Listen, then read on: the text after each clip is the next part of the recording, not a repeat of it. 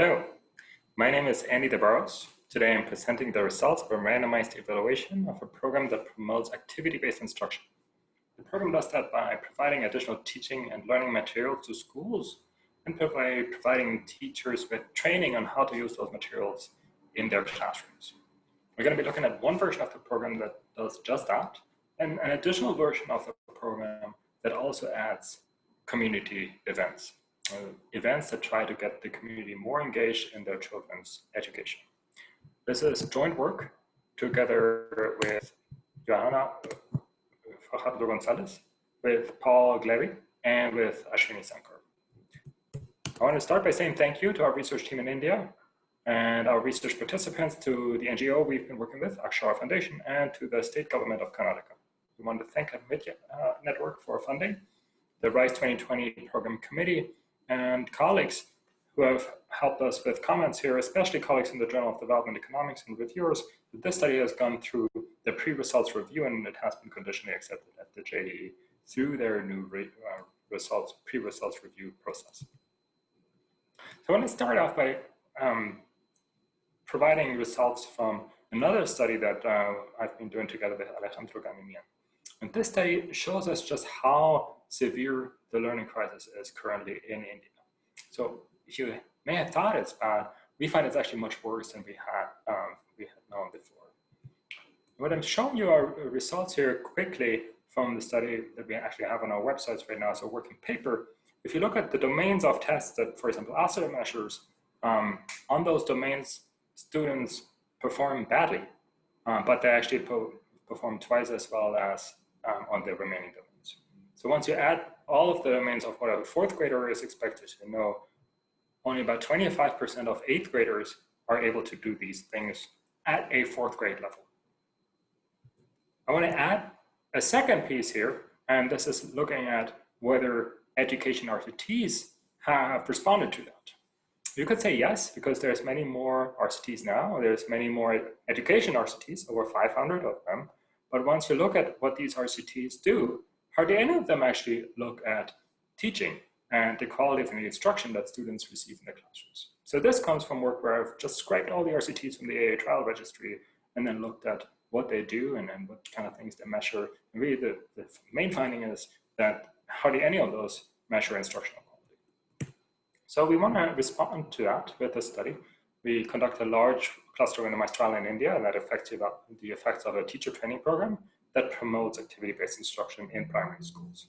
We look at one version of the program that provides just the materials and the training, and we look at another version that adds community events. We do this in public schools in collaboration with the state government and together with the local NGO, and this is all done within a program scale-up that will reach over 40,000 schools. So, just in citing Paul Niehause's in particular letter and work on like how to do evaluations that have external validity within at least a context at very, very large scales for Karnataka and creating impact there. So this is hopefully meaningful for that very large context. What's unique here also, we have very rich data on intermediate outcomes, and in particular we measure 4 rounds of process monitoring, and during that process monitoring, we measure instructional quality over the course of the program. After 15 months, we find that once you average the effect of both these different variants of the program, we only find small insignificant improvements on fourth grade math learning. However, in secondary analysis, once you look at the 2 different versions of the program, we find that the variant without the events actually has positive effect on child learning. We find that independent of which version you look at, we find positive effects for girls and 0 effects for boys.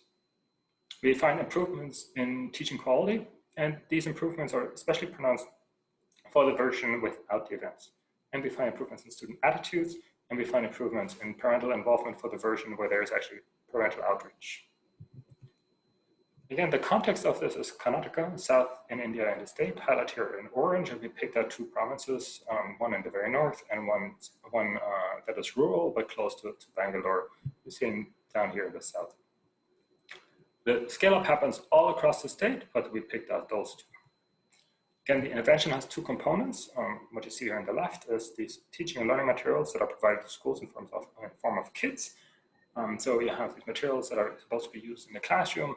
Kids are supposed to sit in groups, and then they're used taught mathematics through these kids, just so that the mathematics is more practical, and before students move to a more abstract understanding of it. You see here teachers during one of the trainings that are being done by the NGO. The second component are these Gram Panchayat contests. The contests work in a way that the Gram Panchayat, which is the lowest administrative unit in India, invites all the villages and schools under it to participate in the contest. All the kids come together, they sit a test, and then the test results are made public, and all the stakeholders who are invited to those contests learn how well or not so well kids have been doing after having been in school for 4 to 5 years. The program is actually quite cheap. It costs between $5 and $6 per year per student for the version without the contest. We're currently still adding the price for the contest. But if you compare this to other interventions, such as, for example, the MindSpark intervention, you see just how much cheaper it is. So MindSpark costs about $22 per month per student in the version in out-of-school centers in Delhi, but then even in government schools, when MindSpark was rolled out in Rajasthan, it was still $66 per year per student, as presented at the last RISE conference last year. So this program that we're evaluating costs about a tenth of the cost of MindSpark in government schools. Our evaluation design, again, is a large-scale RCT. In these two districts, we used PBS sampling to pick out schools. I'm not going to be able to say much here, but you can pause and read this slide. That's the beauty of this new format that we have here. But let me say a little bit more about the randomization. So we randomize GP. So remember, there is these administrative units, they have these contests, so therefore we need to go up to the GP level, and then we randomized 98 of these GPs, and then we sampled 3 schools per GP for a total of 294 schools. We have treatment and controls, and then within the treatments, we randomize into T1 and T2, the one version without the contest and the one with the contest. What did we measure? Our main outcome that we pre-registered is just math learning, as measured through one measure that we measure both written and oral tests. So an answer and written test at baseline, at midline, and an end line after 15 months. And we vertically link this information with a TOPL-IRT model to have a single standardized measure of student learning. We also look at what we call secondary outcomes. So we do break this information down. So we have all these test questions mapped to different domains, content domains and cognitive domains. And we look at these different effects in terms of content and cognitive domains. Content domains meaning, for example, geometry versus basic number sense, and cognitive domains meaning higher order skills versus, for example, lower order thinking skills or questions that have more into rote learning, for example. We have very rich information on whether this program actually happens. So implementation fidelity, we have classroom observations that tell us whether the kits actually are being used in the classroom, whether they're functional. We have information from teacher training, whether actually teachers actually showed up at training, and we have very rich information from the NGO. The NGO has a very sophisticated dashboard that actually tells us when their staff go to schools to visit. We have information from the community contests and all the contests. We have staff going to these contests and taking notes, and also taking the attendance records. We know who of our students actually showed up at these contests. And then we have these very rich intermediate outcomes that we measure with information on instructional behavior and quality. We have, again, 4 rounds of process monitoring, and we conduct classroom observations in those. We use the World Bank's TEACH instrument for that. We have additional teacher and student surveys on top of that. And we have measures of parental involvement and community engagement, measures of student attitudes towards mathematics, like how they feel towards mathematics, as measured through a student survey. We have additional questions and a parent survey, a teacher survey. We speak to headmasters, we speak to block education officers. I think you get the gist. We really try to measure within that black box between just having a program and having a test score outcome. Our identification strategy is super straightforward since this is an RCT. So as you probably expect, we have an outcome at midline and an endline, and we have this beta that measures the ITT effect, which is what we're focusing on. What I think I'd like to highlight here is that we pick out the control vector that we include through a lasso procedure. We just have super rich information on covariates. We have access to India's education management information system. So we have information on all the 1.4 million schools in India, and we know all the information that is included here. We also have the geolocations of the schools, and we actually map our schools to Indian villages and then have information in all the villages in India on, for example, nightlights data. And of all this rich information, we pick out the controls with a lasso procedure. And then finally, we also include randomization strata fixed effects. We have additional equations since once we look into a difference across the different versions of the program. And let me quickly go here in case you want to pause. And we look at 3 types of heterogeneous effects by gender, initial level of ability, and by district. And again, of course, these are pre-specified. We're not slicing or dicing the data. This is what we said we'd be doing in our pre-analysis plan. We have baseline balance for the full sample. We have balance on baseline characteristics for the non-attriting sample, which is great. We have high attrition, about 29% at midline, but then the attrition comes down to about 20% at endline. And this is mostly balanced. It's one group ticking up a little bit, and we're going to be looking at that in additional robustness checks. I'm not super worried about that at this point. Now, is the program actually happening?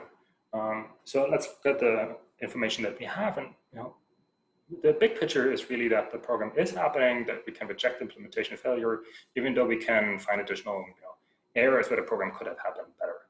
So if you look at, teachers actually show up for trainings, which you see in the top panel here. They're actually being trained on the program. They actually like the program. They think that the program has a large impact. Now, if you go to classrooms and ask teachers whether they're using the kits, the teachers tell you that they use the kits in the classroom and they follow what they've been taught, which may not be surprising, but if you're suspicious, we actually find the same in classroom observations. So in classroom observations, we see that 75% of the teachers actually use the materials in the classroom. And then importantly, the other teachers in control schools may have some other kits, but there's a really large difference between whether they're using kits or teaching and learning materials in the classroom. We can also see that these teaching and learning materials actually are those particular materials that have been provided by the NGO. And then finally, at community events, these community events happen, and actually all of the treatment reviews that happened, almost all of the schools participated, a lot of the students participated, and then there's these dimensions that could be improved, such as, only 1/5 of the parents attend these events, but overall the contest is happening. Now, in terms of results, I'm showing you here on the left-hand side the control group growth first. So we saw that the control group improved by about 35% of the standard deviation from baseline to endline. Now, in terms of ITT effects, how do they compare to that? If you again look at the average effect of the 2 different program variants, you see that there's a slight negative effect, but insignificant to midline, and then this reversal of that effect, and the effect becoming positive here by endline, about 8% of the standard deviation, but not statistically significant. In one dimension, you find something positive, and again, here in one dimension, you find something positive. Now, however, if you look at the different variants of the program and break it down, you see that you have statistically significant effects for the version without the community contest. So you see a 12% increase, it's 12% ITT effect, 12% of a standard deviation ITT effect for the version without the contest. And again, this seems slightly higher for the dimension and lower order skills. I wouldn't interpret too much into that, but you have these positive effects for that particular version. You don't have them for the other version. Now, if you look into this by subgroups, what's really interesting here is that all of this positive effect is driven by girls only. So 14% of the standard deviation positive effects to endline for girls, and slightly negative, pretty close to 0 actually, of an effect for boys, and the difference in effects is statistically significant. Midline, we were actually still seeing a negative effect in the bottom torso, but then at endline that is gone. So the big picture is here that by endline, you find that the program only helped girls, and you can look at this again by treatment type. Actually, the version without the contest that we found to be successful helps girls and improves their learning by 18% of the standard deviation in terms of the ITT effect. Then where we look at these, quite sure you can say, where is this coming from? Because we don't want to go into a mediation analysis, but what are the other things that were affected along the way in the middle between this intervention at the outline and the final results? If you look at instructional quality, you see that both variants of the program actually improved instructional quality, especially in the variant of the program that promoted, especially in the variant of the program that doesn't include the events. Once you going to this by event, you see that both of these variants improve the dimension of teaching that promotes social emotional skills. But you actually see a negative effect on the dimension of teach that measures something like class culture. So this additional pressure of the teachers may have actually had negative effects on their teaching quality. But overall, you see a positive effect, and especially in a dimension of teaching where in the pre-analysis plans that this is one of the dimensions that we're most interested in. A small note here, though, that these findings, once you look at just absolute numbers, these improvements are from a very low level to a slightly higher but still very low level. So you could look at this as like, well, you're actually not able to move as much. You could also say that moving just a little may have a big effect. And finally, in terms of the effects of the program in terms of parental involvement and student attitudes, we find improvements for either for the program variant with the events just for parent-reported involvement. So parents tell us that they have become more involved. There's no effect in terms of what teachers tell us. So teachers don't tell us that parents, for example, show up more in schools or are asking more of their students. And then both types of the program actually improve student attitudes. So students are now feeling better about math, are more interested or less nervous about their math classes. So in summary, we find, on average, we find only suggestive evidence for insignificant positive improvements on fourth grade math learning after 15 months, after actually some potentially negative effects of the program. We have very rich data along the theory of change, and with that, we can reject implementation failure, but we can also measure along the theory of change, and especially for the version with the events, we can analyze where the theory of change broke down. And then in the secondary analysis that we conduct, we find improved learning for the intervention without events.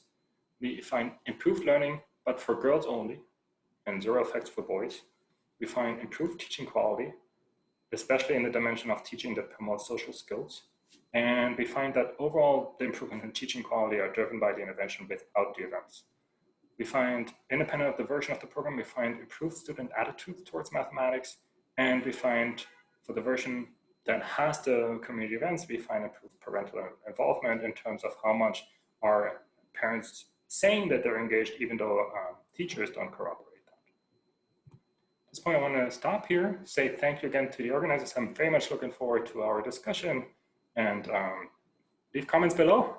I hope we can engage in that way as well, and very much looking forward to our discussion that we have at the end of the month.